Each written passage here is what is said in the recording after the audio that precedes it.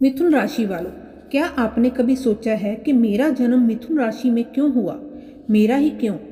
अब जन्म तो उस राशि में मिल गया, अब आप पर उसका इफेक्ट क्या होगा? राशि का नेचर क्या है, इसका आप पर बहुत प्रभाव पड़ेगा।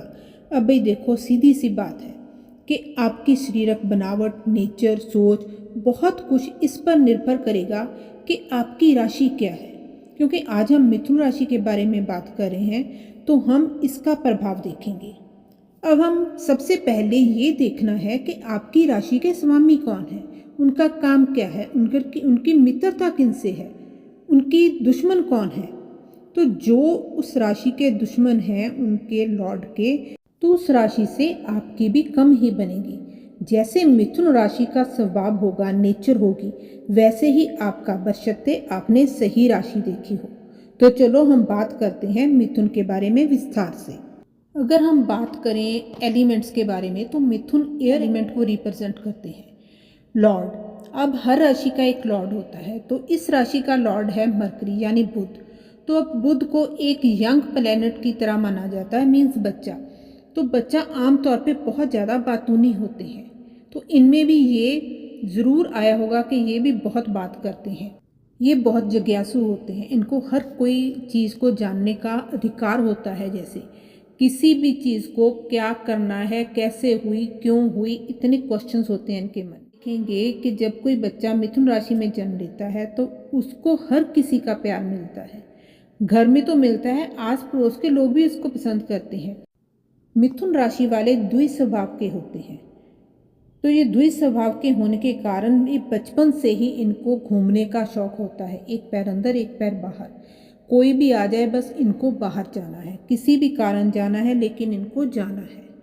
तो मिथुन राशि वाले लोग एयर एलिमेंट होने के कारण इनकी हाइट में लंबाई होती है, ये लंबे होते हैं और अपनी उम्र से ये यंग दिखते हैं। इनकी उम्र कितनी भी हो, 7-8 साल कम ही लगेंगे, क्योंकि इनके लॉर्ड जो हैं वो बुध होते हैं। बुध है बच्चा, इसको बच्चा माना जाता है। और ये बहुत बातूनी होते हैं, कई बार तो इतना जल्दी जल्दी बोल जाते हैं कि दूसरे को समझ ही नहीं आती कि ये क्या बोल के चले गए। पल में तोला पल में मासा, कहावत के अनुसार इनको समझना बहुत टफ है, क्योंकि इनको खुद ही नहीं पता लगता कि ये कब ये बात से पलट गई। अब यहाँ द्वि स्वभाव पे का इनके ऊपर प्रभाव होता है।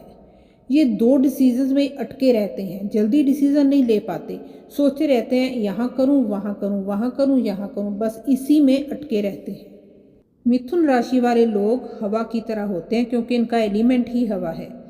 चंचल, तेज और हर जगह मूव करने वाले, इनका माइंड बहुत फास्ट चलता है।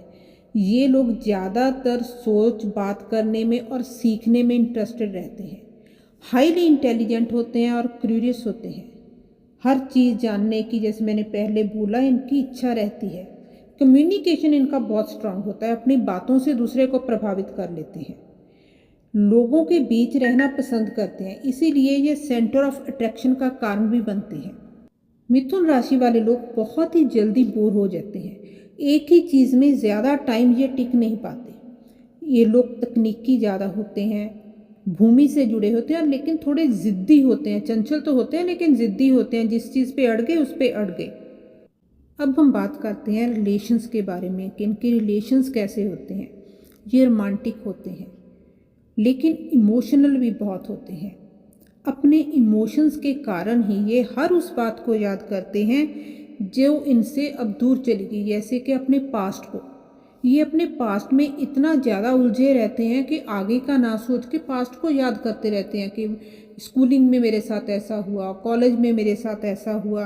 वो लोग इनको चाहे याद ना करते हों, लेकिन ये सब कुछ उसको याद रहता है इनको। अगर आप मेरी बातों को सुन रहे हैं तो यहाँ मैं आपको एक सलाह देना चाहूँगी। पास्ट को संजोकर रखना ज़रूरी है, लेकिन उसको रास्ते की रुकावट ना बनने दें।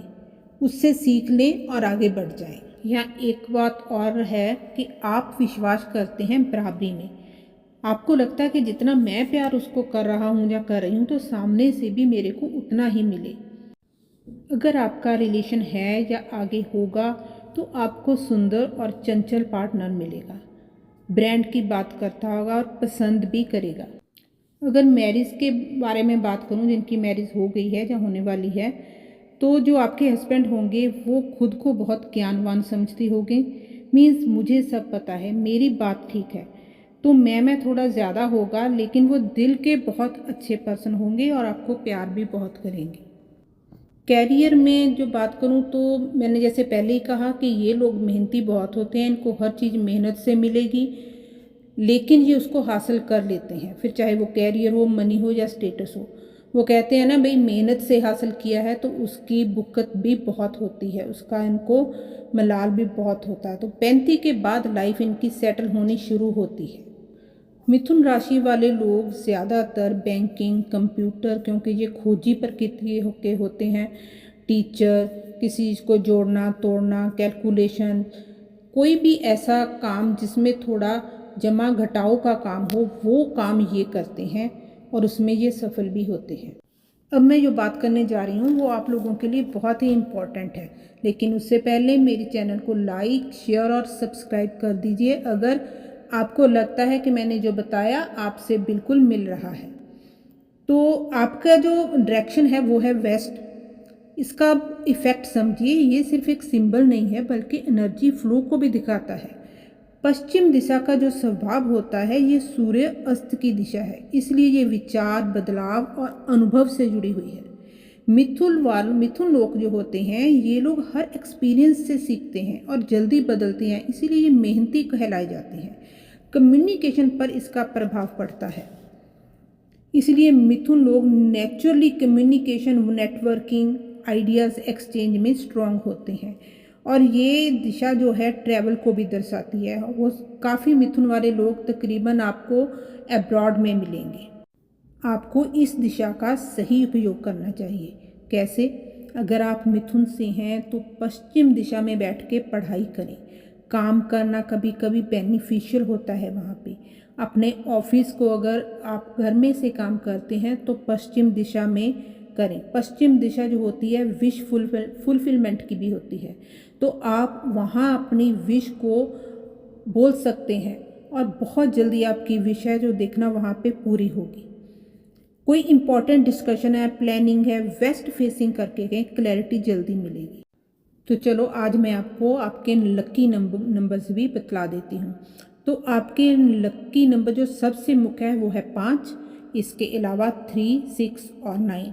अगर आप वेस्ट में 9 नंबर को लिख दें और वहाँ अपनी विश बोलें तो बहुत जल्दी आपकी विश है जो पूरी होगी। किसी भी वाइट कागज़ के ऊपर 9 नंबर लिख के वहाँ आप उसको लगा सकते हैं। So thank you. आज जो मैंने मिथुन के बारे में बताया, अगर आपसे रिलेट कर रहा है तो प्लीज़ कमेंट ज़रूर कीजिएगा। Thank you.